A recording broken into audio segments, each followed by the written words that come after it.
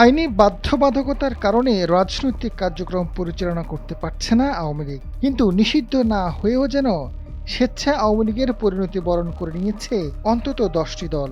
আওয়ামী লীগের বন্ধু হিসেবে পরিচিত সেই দলগুলো মাঠে নেই, দেখা যাচ্ছে না সভা সেমিনারে, নেই কোনো আলোচনায়।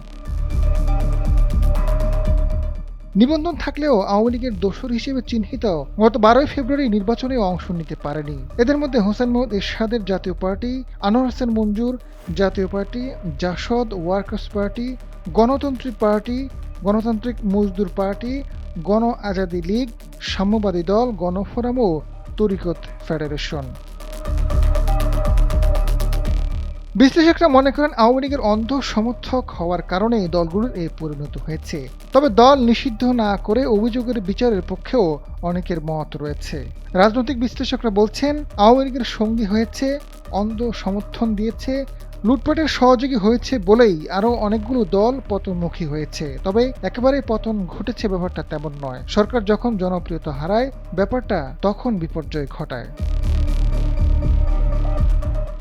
রাজনৈতিক বিশ্লেষক অধ্যাপক মাহবুবুল্লাহ মনে করেন সরকারকে সুষ্ঠু ও দেশপ্রেমিক রাজনীতি করতে হবে, সঠিকভাবে রাজনৈতিক পদক্ষেপ গ্রহণ করতে হবে, না হলে আবারও বিপর্যয় ঘটতে পারে।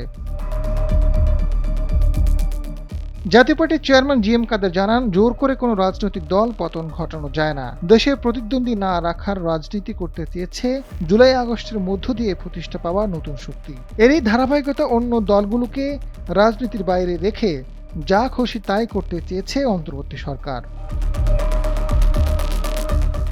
আজাদ ফারুক, সময়ের আলো।